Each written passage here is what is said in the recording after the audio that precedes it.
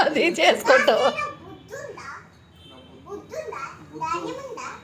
బుద్ధి ఉంది కాబట్టి మీ అమ్మని చేసుకున్నాను. అతనిగా బుద్ధి లేకుండా చేసుకున్నాను మీ అమ్మని, తెలుసా? ఇప్పుడు బుద్ధి వచ్చింది కాబట్టి బుద్ధి లేక చేసుకున్నాను మీ అమ్మని.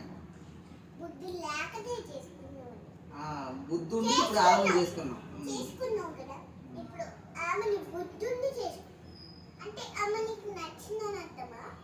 మరి నాకు నచ్చిందనే కదా అర్థం.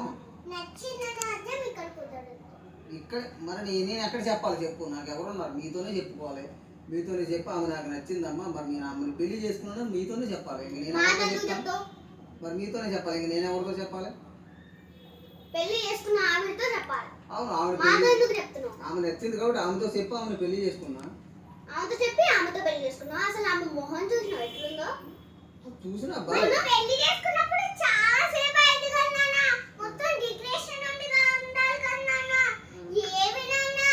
అవన్నీ అంటే నేను డెకరేషన్ చేసుకోకుండా నేను డైరెక్ట్ తాళి కట్టిన, పెళ్లి చేసుకున్నా డైరెక్ట్. ఉన్నది ఆమెకుంది, నాకెందుకు ఉంటుంది? ఆమెకుంటుంది.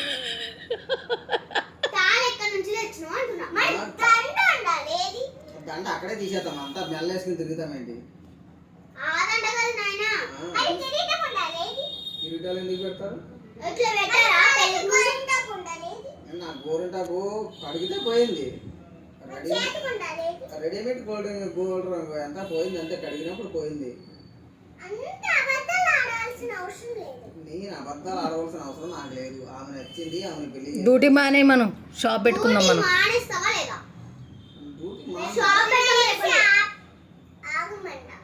సరే, ఓ పని చేయండి, మరి మీరు ఆ రూమ్లో ఉండండి, ఆమె వచ్చి ఈ రూమ్లో ఉంటుంది.